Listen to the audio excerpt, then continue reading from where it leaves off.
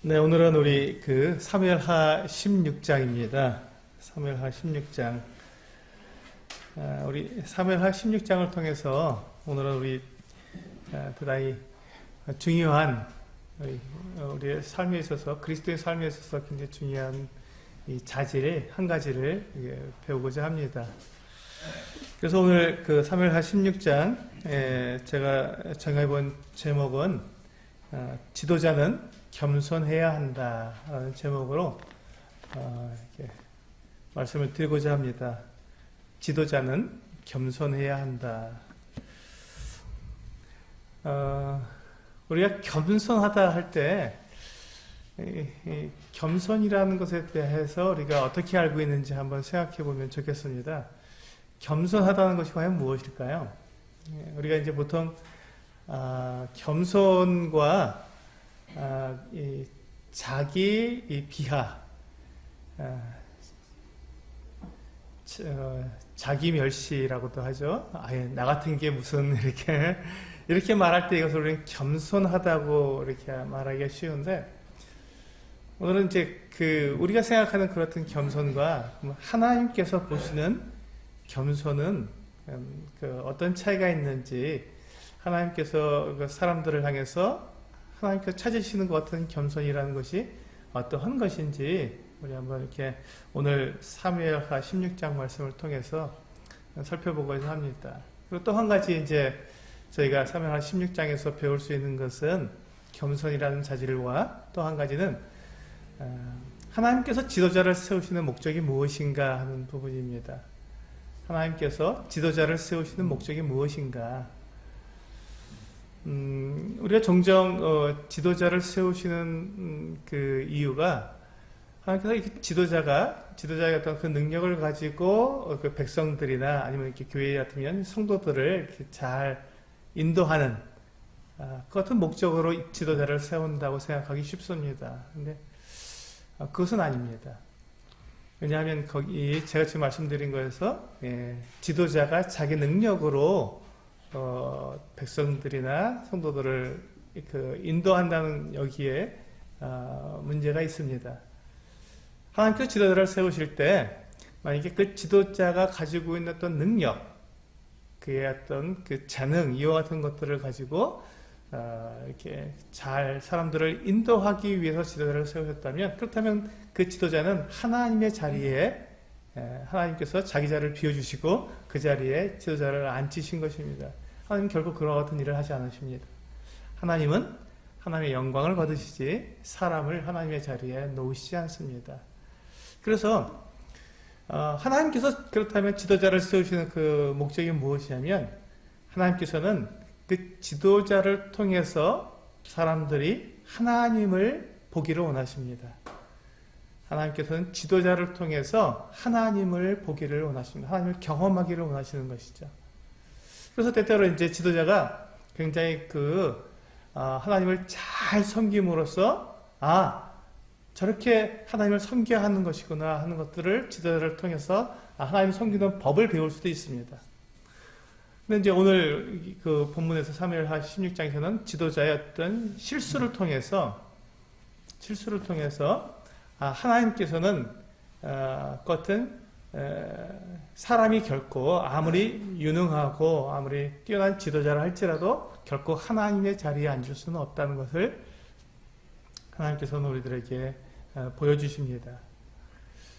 우리가 지금 다윗에 대해서 이렇게 다윗의 일생에 대해서 계속 우리가 이렇게 생애를 통해서 우리가 교훈을 받고 있는데, 만약에 우리가 다윗이 얼마나 훌륭한 사람인가, 다윗이 얼마나 그가 정말 능력 있게 백성들을 인도했는가, 여기에 초점을 맞춰서 성경이 기록되었다면 아마 그러면 성경은 다윗이라고 하는 위인전이 될 것입니다.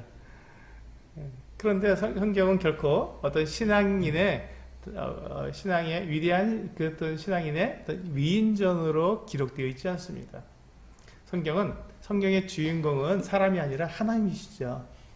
그래서 성경은 철저하게 하나님을 중심으로 해서 기록되어 있지 결코 사람을 드러내기 위해서 기록되어 있지 않습니다. 지금 이렇게 우리가 다윗의 생애를 우리가 쭉 사무엘 상하를 쭉 보면서 우리가 다윗의 어떤 생애를 우리가 살펴보고 있는데 다윗이 정말로 위대한 사람입니다. 정말 대단히 훌륭한 사람이고 다윗의 전 일생을 통틀어서 보면 다윗만큼 그렇게 정말 완전하게 하나님을 섬긴 사람이 또 있을까 할 정도로 대단히 정말 하나님을 잘 섬긴 그 같은 위대한 인물이지만 성경은 그럼에도 불구하고 다윗의 실수와 연약함과 그가 범한 죄에 대해서 침묵하지 않으시고 그대로 적나라하게 다 드러내 보이고 계십니다. 그 이유가 하나님은 사람을 하나님의 자리에 놓으시지 않으시고 하나님은 사람이 중심이 아니라 하나님이 어떠하신 분이신지 하나님을 우리가 어떻게 경외해야 하는 것인지를 우리가 보기 위해서 이 지도자를 세우셨다는 것을 우리들에게 말씀해 주신다고 생각이 됩니다. 그래서 이제 오늘 본문에는 이 다윗의 탁월한 자질, 그 어떤 겸손과 아울러서 다윗의 잘못도 함께 기록이 되어 있습니다. 우리 이제 1절부터 쭉 보시면 다윗이 1절부터 4절까지 그 내용이 이제 그 같은 내용인데요. 다윗이 이제 그 피난길에 올라서 지금 막 마루턱을 넘어가고 있는데 그때 사울 왕의 그 시종이었던 시바가 안장을 얹힌 나귀 2마리와 또 거기에 이제 뭐 떡과 또 무화과 건포도와 포도주와 이것도 잔뜩 싣고 다윗에게 찾아왔습니다. 다윗이 이게 뭐냐라고 물었을 때 그 시바가 이 다윗에게 말하기를 이 두 나귀는 이 왕의 가족들을 위해서 가족들이 이렇게 앉아서 갈 수 있도록 그렇게 가져온 것이고 나머지 어떤 음식들은 다윗과 함께한 사람들이 피곤할 때 먹으라고 가져왔습니다. 하고 다윗에게 드렸습니다. 그렇자 이제 다윗이 묻습니다. 너의 주인인 그 주인의 아들 이 무비보셋은 지금 어디 있느냐 왜 안 왔느냐 하고 물었습니다.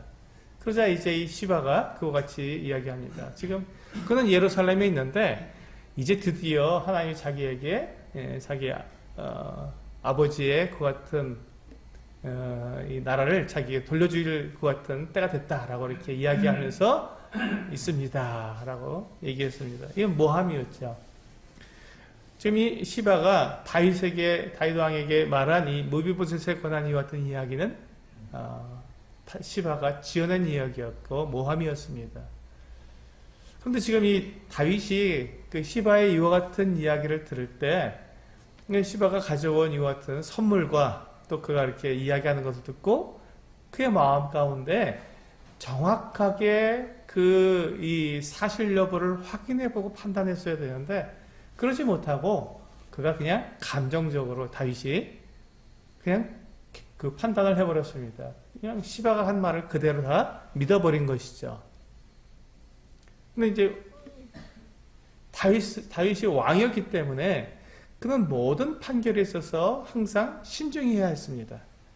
쉽게 판단을 내려서도 안 되고 쉽게 결정을 내려서도 안 되는데 그는 그것을 쉽게 결정을 해버려서 무비보셋의 모든 재산이 다 네 거다 하고 한순간 무비보셋을 의심하고 시바에게 모든 재산을 다 주어버린 것입니다. 시바가 노린 것이 바로 그것이었겠죠. 근데 시바의 그것은 계획에 맞춰서 이 다윗 왕이 그 같은 실수를 하게 된 것입니다. 지금 다윗 왕은 지금 당장 그렇게 결정하지 않아도 시바가 그렇게 자기에게 좋은 선물을 주었고 그렇게 얘기했으면 그냥 갔다가 다시 회복되어서 돌아와서 거기에서 정말 무비보셋이 정말 그렇게 다윗에게 이렇게 반역하게 된 그 같은 마음을 갖고 있었는지를 알아보고 난 다음에 상을 베풀어도 충분했는데 다윗은 지금 그럴 경황이 없었죠. 너무 상황이 막 급박하게 돌아가고 하니까 그냥 거기서 전후 사정을 알아보지 않은 채로 바로 결정해 버립니다. 이것에 대해서 이제 다윗이 나중에 보면 부끄러워지죠. 그래서 무비보셋이 그렇지 않다는 것을 알면서도 재산을 전부 다 다시 이 무비보셋에게 돌려주지 못하고 반반씩 나누게 되는. 그래서 시바의 그것은 꽤 이 다윗이 이용당하는 이와 같은 모습을, 부끄러움을 보게 됩니다. 이제 이와 같은 모습을 앞에서 보여준 4절까지 보여준 다음에 5절부터 다윗의 정말 너무나도 놀라운 이 겸손한 모습이 우리들에게 보여주고 있습니다. 그러니까 성경은 결코 어떠한 사람을 결코 영웅처럼 만들지 않습니다. 그에 있는 그 모습 그대로를 보여주면서 그를 통해서 그것이 연약한 사람, 그와 같이 이 다윗처럼 실수도 있고 죄도 범하는 이와 같은 사람들을 통해서도 하나님께서는 역사하시고 또 그와 같은 사람들을 어떻게 교제하시며 그걸 어떻게 회복시켜 주시는지 이와 같은 것들을 우리들에게 보여주시면서 하나님이 어떠하신 분이신지를 우리에게 알려주시는 것이죠. 거기에 덧붙여서 지금 이제 이와 같이 다윗이 이 겸손한 모습을 통해서 하나님께서 우리 사람들에게서 찾으시는 그 겸손이 어떠한 것인지 우리가 이제 배울 수가 있겠습니다. 이제 5절부터 보시면 이제 그 다윗이 바후림에 이르렀을 때 사울의 친족 한 사람이 나왔는데 그가 시므이라는 사람이었습니다. 이 사람이 이 다윗에게 저주를 퍼부으면서 흙먼지를 날리고 돌을 던지고 이렇게 다윗을 저주했던 것입니다. 그러면서 이 시므이가 뭐라고 저주했냐면 7절과 8절에서 이와 같이 시므이가 저주를 했습니다. 시므이가 저주하는 가운데 이와 같이 말하니라. 피를 흘린 자여 사악한 자여 가거라 가거라. 사울의 족속의 모든 피를 여호와께서 내게로 돌리셨도다. 그를 이어서 내가 왕이 되었으나 여호와께서 나라를 내 아들 압살롬의 손에 넘기셨도다. 보라, 너는 피를 흘린 자이므로 화를 자초하였느니라 하는지라. 시므이가 뭐라고 얘기했냐면 다윗이 사울 가족의 사울 족속의 피를 흘린 사람이다. 네가 사울 가족을 다 망하게 한 사람이다. 라고 그렇게 말하면서 네가 애매한 사람, 네가 정당한 사람을 그렇게 죽였고 그래서 너에게 다시 하나님께서 너에게 화를 입게 하신 것이다. 이렇게 저주를 한 것입니다. 그런데 우리가 이제 여기서 이 시므이가 저주한 이 내용을 확인해 볼 필요가 있습니다. 시므이가 말하는 것처럼 정말 다윗이 사울의 가족을 죽였는가 하는 것이죠. 시므이가 이렇게 이야기하고 있는데 그렇게 지금 이야기하면서 저주를 하고 있는데 근데 사실 다윗은 사울의 가족을 죽인 적이 없습니다. 단 한 사람도 죽인 적이 없습니다. 지금 사울 왕에게 4명의 아들이 있었는데 3명의 아들은 사울 왕과 함께 그 기브아 전투에서 블레셋 족속과 싸우다가 다 전사했습니다. 사울 왕과 세 아들이 요나단을 포함해서 세 아들이 그 길보아 산에서 다 전사했던 것이죠. 그러니까 이 사울 왕과 세 아들의 죽음에는 지금 이 다윗이 관여한 바가 없습니다. 그러면 이제 네 번째 아들인 그 이스보셋은 어떻게 죽었죠? 이스보셋이 자기의 그 용사 중에 두 사람이 이 이스보셋이 낮잠을 자고 있는 사이에 그냥 죽였습니다. 집에 들어와서 죽였죠. 그러니까 이스보셋도 다윗이 죽이지 않았습니다. 그리고 이제 사울 왕의 그 장군이었던 아브넬도 다윗이 죽이지 않고 요압이 자기 동생을 죽인 이 아브넬에 대해서 이제 원수를 갚으려고 그가 죽였지 다윗이 죽이지 않았습니다. 그리고 다윗은 지금 그 요나단, 그 사울의 아들 요나단의 아들이었던 무이보셋을 그 두 다리를 다 절뚝이고 있는데 이 무이보셋을 지금 자기 왕자처럼 아니면 자기 상에서 먹게 하는 오히려 그 사울 가족을 돌보는 그 같은 사람이었습니다. 나중에 보면요, 이 무비보셋의 아들들이 자손들이 쭉 해서 계속해서 이 이스라엘 나라에 큰 그 용사로서 남아 있는 것을 보게 됩니다. 그래서 이 족보를 보게 되면 그렇게 나와 있습니다. 그러니까 이 다윗이 무비보셋을 갖다 굉장히 잘 돌보았고 무비보셋의 아들을 또 잘 돌보았던 것들을 우리는 알 수 있습니다. 그러니까 지금 이 시므이가 다윗에 대해서 지금 돌을 던지며 또 저주하고 있는 이 내용은 옳지 않은 것이었죠. 그 정확한 것이 아닙니다. 그런데 그럼에도 불구하고 시므이가 그렇게 하는 것은 지금 그 사울이 망한 그 원인이 다윗 너에게 있다 이렇게 말한 것이죠. 그러니까 지금 시므이는 자기의 어떤 그 감정에 의해서, 자기 어떤 그 판단에 의해서 그렇게 지금 선입관을 가지고 다윗을 그렇게 저주한 것입니다. 정확한 사실에 근거하지 않고 저주하게 된 것이죠. 그런데 놀랍게도요, 지금 이 시므이가 그렇게 다윗을 저주하고 있고, 이 저주를, 지금 시므이가 하는 저주에 대해서 지금 거기 보시면 수리아의 아들 아비새가 9절에서 보면 왕께 여짜오되 이 죽은 개가 어찌 내 주 왕을 저주하리까 청하건대 내가 건너가서 그의 머리를 베게 하소서 하니, 이 아비새 장군이 너무너무 화가 난 거예요. 이렇게 저주하고 있는 이 시므이가 너무너무 화가 나서 내가 건너가서 이 시므이를 죽여버리겠습니다 하고 이야기했습니다. 다윗이 지금 힘이 있는 것이었어요. 다시 말 한마디만 하면 시므이가 바로 죽을 수 있었습니다. 그리고 이렇게 좀 듣기 싫은 이 저주의 말을 안 들어도 될 수 있었거든요. 그런데 10절에 보시면 10절부터 12절까지 이제 왕이 이 시므이의 저주에 대해서 그가 어떻게 대응하는지가 나와 있는데요. 10절부터 12절까지 같이 한번 읽어보시겠습니다. 10절부터 12절까지 시작. 왕이 이르되 수리아의 아들들아 내가 너희와 무슨 상관이 있느냐? 그가 저주하는 것은 여호와께서 그에게 다윗을 저주하라 하시미니 내가 어찌 그리하였느냐 할 자가 누구겠느냐 하고, 또 다윗이 아비새와 모든 신하들에게 이르되 내 몸에서 난 아들도 내 생명을 해하려 하거든 하물며 이 베냐민 사람이랴. 여호와께서 그에게 명령하신 것이니 그가 저주하게 버려두라. 혹시 여호와께서 나의 원통함을 감찰하시리니 오늘 그 저주 때문에 여호와께서 손으로 내게 갚아주시리라 하고. 그렇습니다.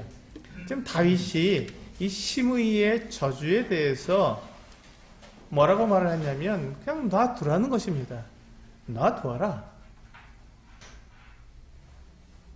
다윗은 이 시므이의 저주에 대해서 그가 온전하게 받았습니다. 이제 그것이 바로 이 다윗의 겸손함이죠. 다윗은 지금 왕이었고 자기와 함께하고 있는 많은 군사들과 또 장군과 용사들이 있었습니다. 600용사가 같이 하고 있었고요. 이 지금 아비새와 요압도 같이 하고 있었고, 얼마든지 지금 이렇게 자기를 저주하고 있는 이 시므이에 대해서, 또 뿐만 아니라 지금 자기에 대해서 이렇게 반대하고 있는 사람들과에 대해서도 이렇게 얼마든지 보복할 수 있는 어떤 힘이 있었지만 다윗은 그렇게 하지 않고 지금 이 상황에 대해서 하나님을 인정한 것입니다. 다윗은 하나님을 인정했습니다. 이것이 이제 겸손의 시작입니다. 제가 이제 이 겸손이라는 말을 그 원어 사전에서 한번 쭉 찾아봤거든요. 그랬더니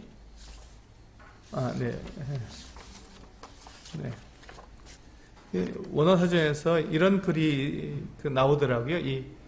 그 겸손에 대해서 이렇게 쭉 설명하면서 하나님은 모든 것을 하나님으로부터 기대하고 자신으로부터는 아무것도 기대하지 않는 그분에 대한 전적인 신뢰를 요구하신다. 하나님은 모든 것을 하나님으로부터 기대하고 자신으로부터는 아무것도 기대하지 않는 그분에 대한 전적인 신뢰를 요구하신다라고 이렇게 이 문장을 제가 이 글을 읽을 때 깜짝 놀랐습니다. 아, 이것이 하나님이 찾으시는 겸손이구나. 이것이 하나님께서 찾으시는 사람들에게서 하나님께서 요구하시는 겸손이구나. 겸손은 나는 아무것도 아닙니다. 아유, 저 같은 것이 뭘 할 수 있겠어요? 아유, 저는 이렇게 하면서 자기를 비하하고 자기를 멸시하는 이와 같은 모습을 겸손이라고 하나님께서 말씀하신 것이 아니라 하나님에 대한 전적인 신뢰를 갖고 있는 사람, 하나님께 대한 전적인 신뢰를 가지고 하나님을 인정하는 그와 같은 사람을 겸손한 사람이라고 말씀하신다는 것입니다. 그래서 오늘 하나님께서 찾으시는 하나님께서 우리들에게 말씀해 주시는 이 겸손의 세 가지 겸손을 어떻게 하면 우리도 겸손을 우리가 이렇게 따라갈 수 있을까? 하나님 찾으시는 것 같은 겸손을 우리가 나타낼 수 있을까 하는 것을 보면서 세 가지로 나누어서 겸손을 한번 살펴보도록 하겠습니다. 첫 번째는 10절에 나와 있는 말씀처럼 수레아의 아들들아 내가 너희와 무슨 상관이 있느냐? 그가 저주하는 것은 여호와께서 그에게 다윗을 저주하라 하심이니 내가 어찌 그래 하였느냐 할 자가 누구겠느냐. 다윗은 지금 이 모든 것에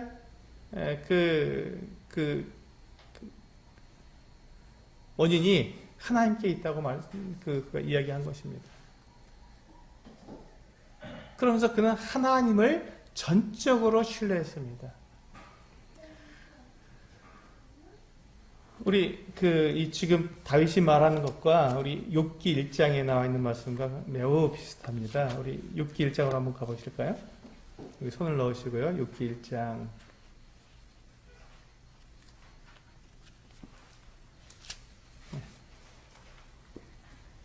21절입니다.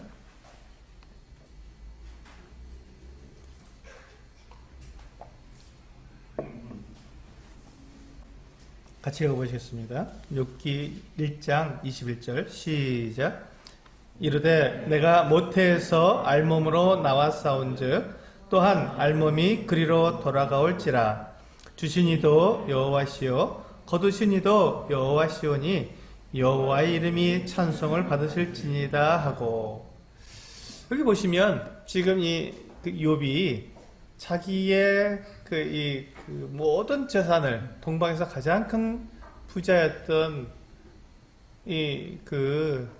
욥이 자기의 모든 재산을 다 잃어버리고 또 자기의 자녀들도 다 잃어버린 이와 같은 상황 속에서 그가 한 고백이 바로 이것이었습니다. 내가 모태에서 알몸으로 나왔어. 우리 빈손으로 왔다고 하죠. 예, 빈손으로 왔다가 또 빈손으로 갈 텐데 근데 지금 내가 가지고 있는 이 모든 것들이 다 누가 준 것이냐? 주님께서 주신 것이다. 하나님께서 주신 것이다. 그래서 주신 이도 하나님이시고 거두어 가신 이도 하나님이시니 네, 여호와의 이름이 찬송을 받으실지어다. 얼마나 놀랍습니까? 이것이 겸손이라고 말하는 것입니다. 하나님께 찾으시는 겸손이 바로 이것입니다. 하나님을 온전히 신뢰하는 것. 하나님께서 나에게 다 주셨으니 하나님께 다 가져가셔도 그래도 문제가 없다. 하나님은 그렇게 하실 수 있는 분이시고 그렇게 하셔도 전혀 문제가 없으시며 또한 하나님께서 여전히 나를 사랑하시는 것이 변함이 없다. 이 전적인 신뢰죠. 하나님에 대한 전적인 신뢰. 이것이 바로 이 욥이 한 고백이고 지금 다윗이 한 고백입니다. 다윗이 저 지금 시므이가 나한테 한 저주가 누가 하라 한 것이겠냐? 하나님이 하라 하신 것도 아니겠느냐? 그냥 두어라. 그가 저렇게 하나님께서 하라 하신 것인데 누가 맡겠느냐? 그냥 두어라. 나는 저 저주의 말을 들어야 한다. 라고 이야기한 것입니다.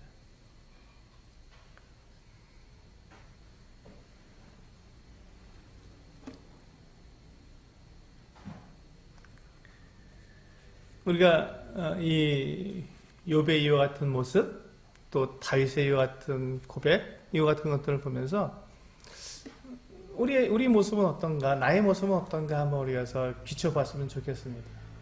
만약에 내가 어떤 일을 하다 잘 안 되거나, 또 내가 어떤 어려움을 겪거나, 또 병에 걸렸거나, 또는 어떤 내가 다른 사람과 비교해서 내가 정말 이렇게 내가 너무 억울한 이와 같은 상황에 놓였을 때 내가 그것에 대해서 왜 하나님 왜 나는 이렇습니까? 라고 하나님께 그렇게 하소연하고 있다면 그렇다면 이것은 욥이나 다윗의 이와 같은 모습처럼 하나님을 전적으로 신뢰하는 것이 아니라 뭔가 내가 하나님께 얼마나 잘하는 게 있는데 하나님 왜 이것을 인정해 주시지 않고 나에게 이렇게 어려움을 주셨습니까?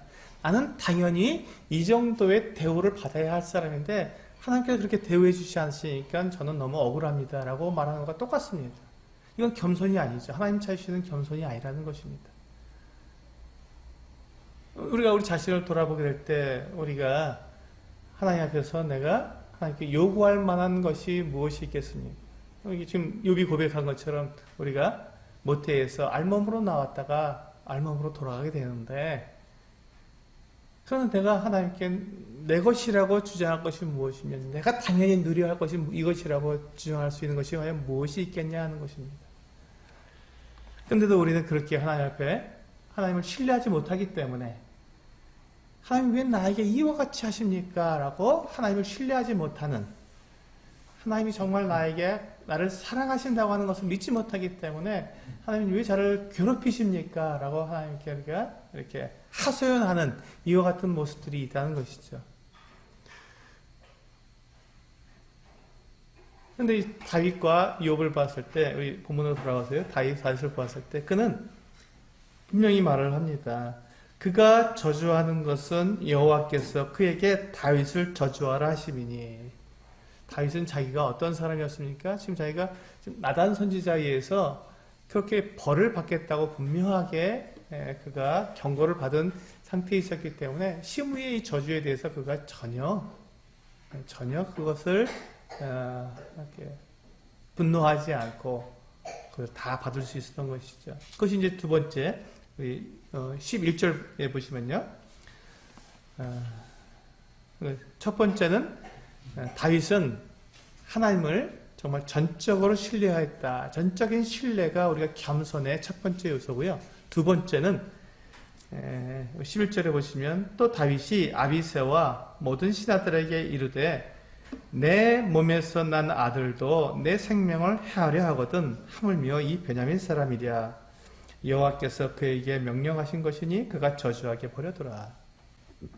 다윗은 자기 자신이 누구인지 자기 자신의 근본이 무엇인지를 알았습니다. 이것이 겸손의 두 번째 요소입니다. 다윗은 지금 자기가 범죄하여서 그 범죄에 대한 지금 그 대가로 그 아들 압살롬에 의해서 자기가 지금 이렇게 반역을 당하고 압살롬에 의해서 지금 자기가 압살롬이 지금 자기를 생명을 해하려 하거든. 아들도 내 생명을 해하려 하는 그 같은 내 같은 처지인데 이 지금 베냐민 사람 이 사람이 하는 것이야 뭐가 문제겠느냐라고 말하는 지금 자기 자신이 죄인이라는 것을 정확하게 알았던 것이죠. 그래서 우리 시편 51편에 보시면요. 우리 시편 51편을 보시면 다윗이 그것이 이제 나단 선지자에 의해서 그가 정죄당한 다음에 쓰는 시입니다.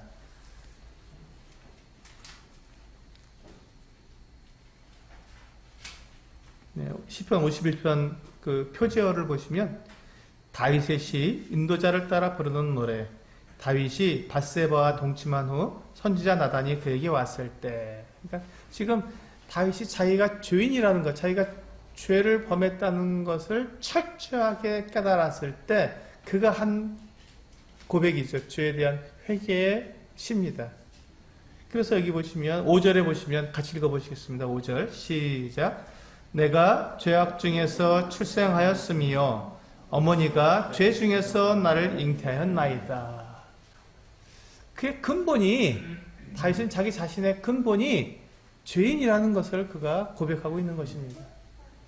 내가 아무리 지금 왕이고 내가 아무리 정말 하나님을 섬기는 그 같은 사람이라 할지라도 내 근본은 죄인이다.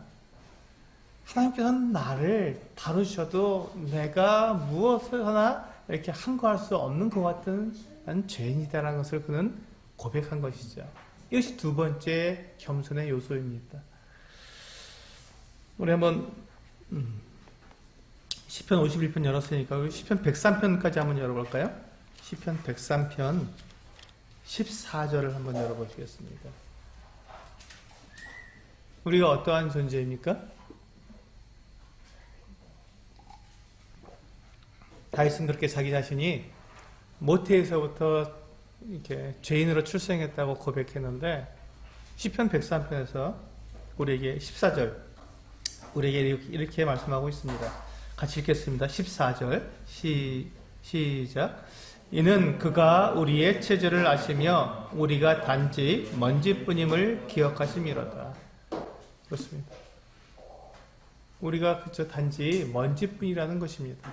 우리는 하나님께서 먼지를 이렇게 뭉치셔갖고 우리의 모양을 만들어 놓고 우리 코에다가 생기를 불어넣어서 우리가 살아 움직이는 생명이 되지 않았습니까? 우리의 본질, 우리의 체질이 그냥 이 진흙덩어리예요. 먼지와 같은 존재일 뿐입니다. 그렇기 때문에 우리는 우리 자신을 정확히 알아야 되는 것이죠. 우리가 결코 하나님의 자리에 우리는 앉을 수가 없습니다. 우리는 우리 사람의 자리가 있어요. 우리가 앉아야 할 자리는 하나님의 자리가 아니라 우리는 사람의 자리, 하나님께서 만드신 그 피조물의 자리에 우리는 앉아 있어야 합니다.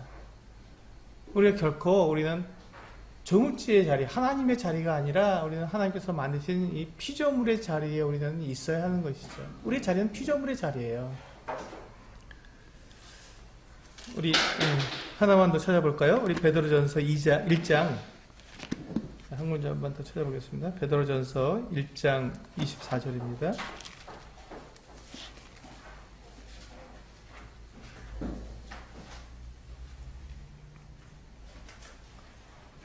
베드로전서 1장 24절.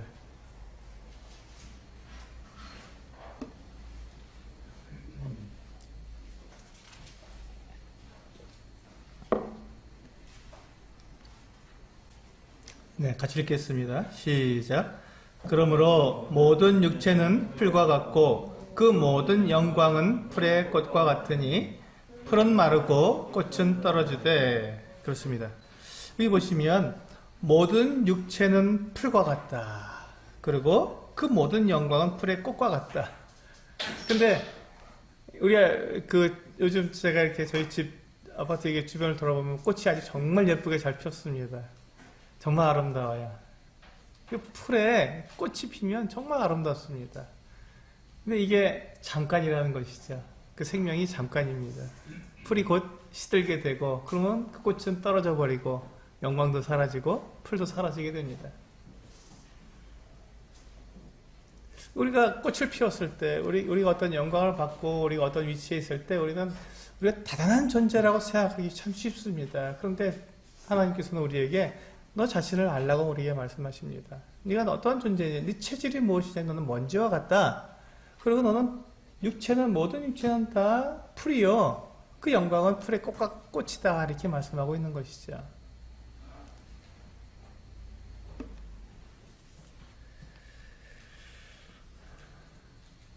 그래서 지금 이 다윗이 우리 본문으로 돌아오셨어요. 사무엘하 16장에서 보시면 다윗이 지금 봐라, 지금 내 아들도 내 생명을 해하려 하거든. 저 베냐민 사람이라고 이야기할 때 그것이 바로 이 말입니다. 내가 무슨 이렇게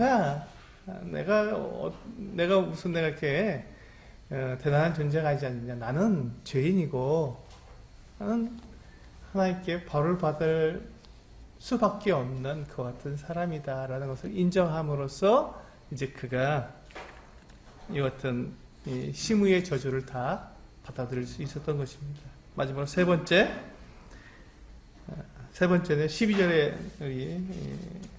12절에서 볼 수 있는데요.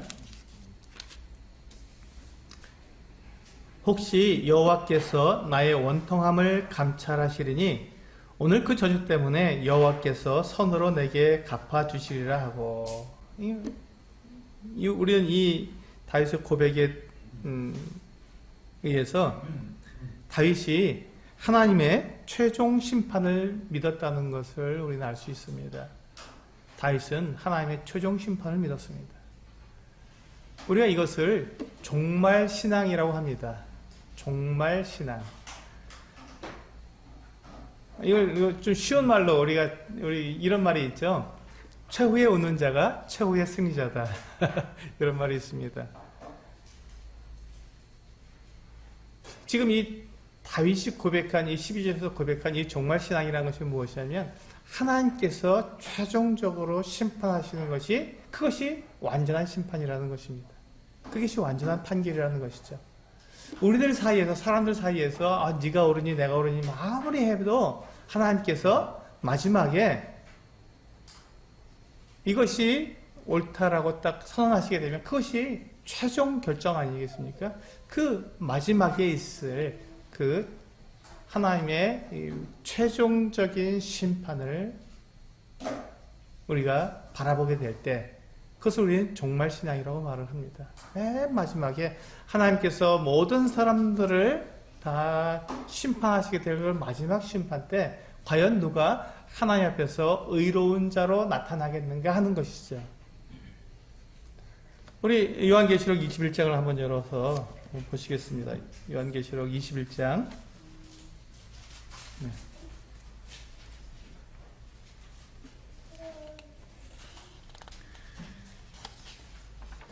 요한계시록 21장 3절을 보시면요.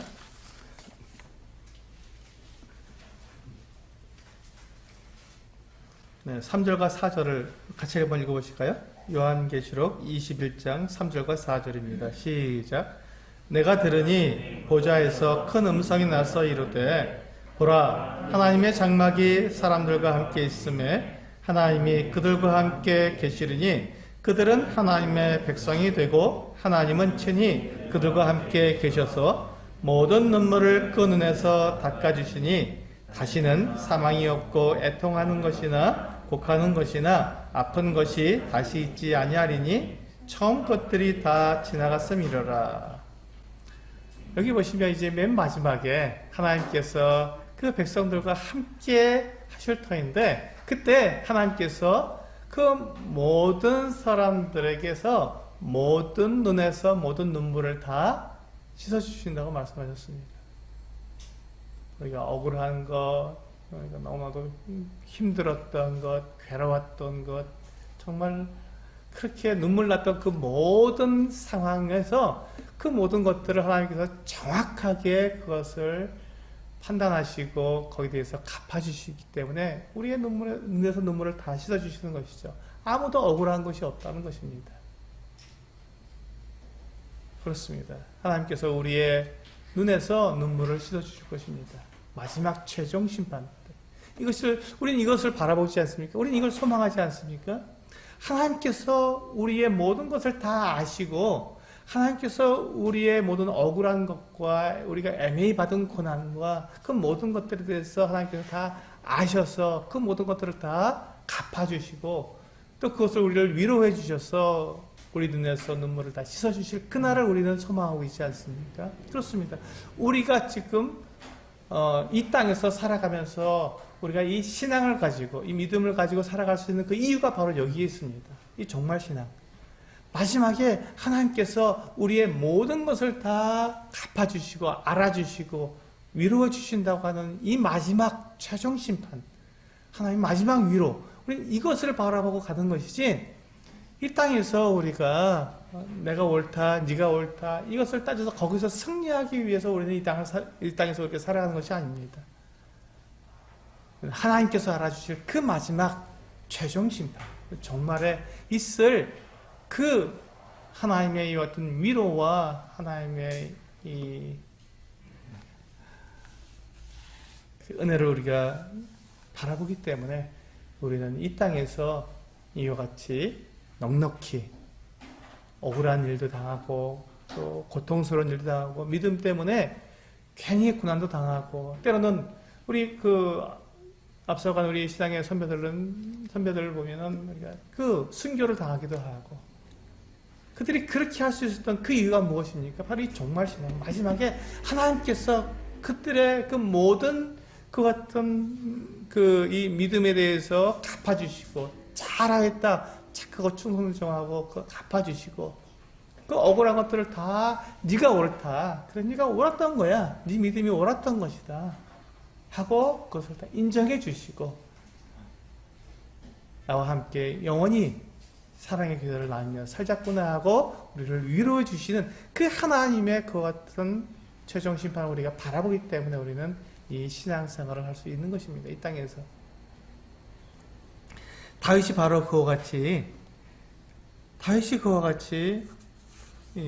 정말 그가 마지막에 하나님께서 자기가 지금 이와 같이 고난을 당하고 있는데, 저주를 받고 있는데, 애매한 정말 옳지도 않고 살이 맞지도 않는데 그 같은 애매하게 지금 이렇게 이 시므이의 저주를 받고 있는데, 내가 이것을 잘 받음으로써, 그래도 내가 이것을 견딤으로써 하나님께서 자기에 대해서 신원해 주시겠다, 다시 이것을 갚아주시겠다, 자기를 인정해 주시지 않겠느냐 하는 마지막 하나님의 최종적인 그 어떤 은혜를 구하는 정말 신앙을 갖고 있었던 것이, 이것이 바로 겸손의 세 번째 요소입니다.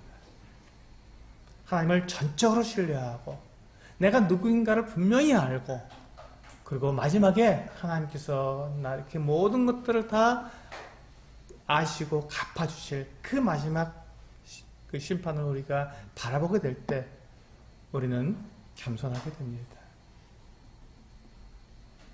다윗은 지금 그와 같이 사무엘하 16장에서 정말 억울하죠.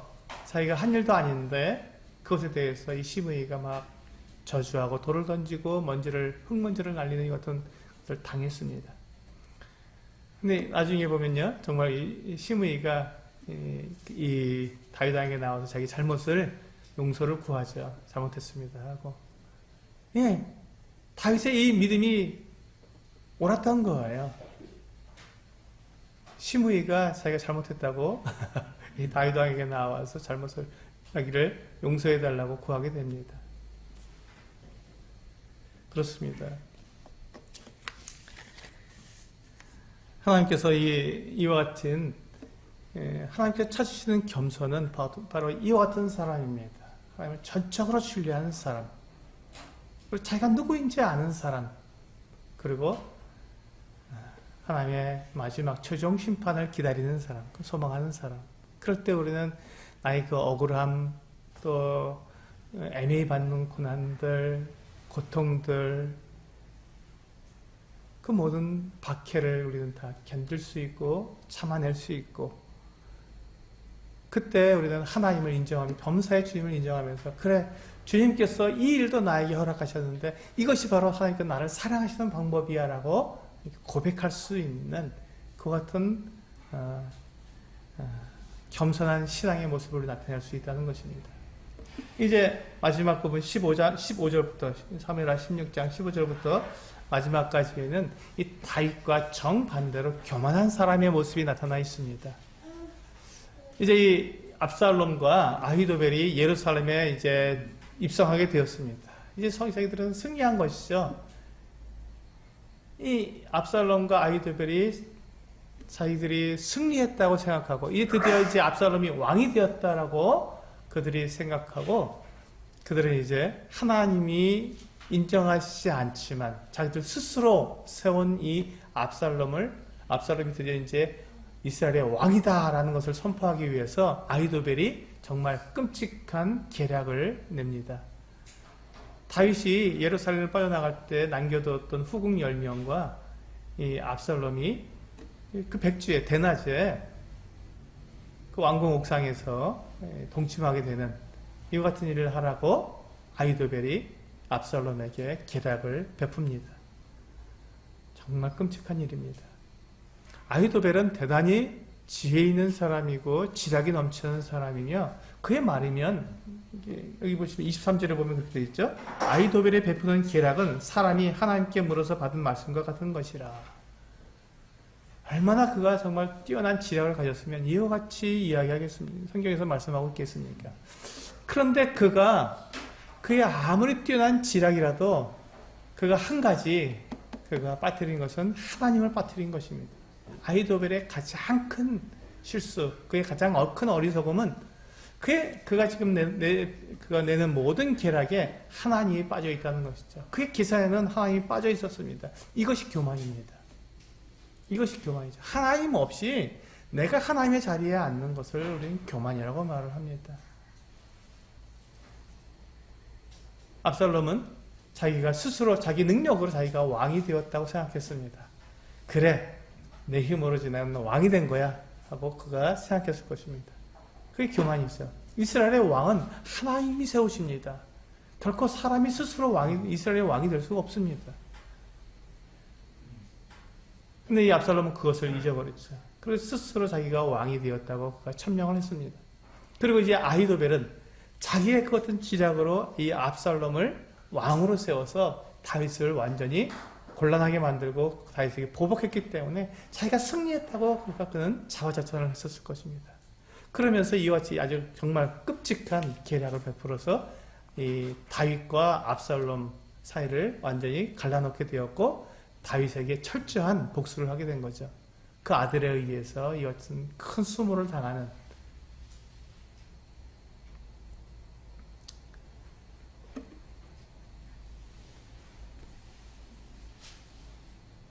이것이 교만한 사람의 모습입니다. 그들의 끝이 어떻다고요? 죽음입니다.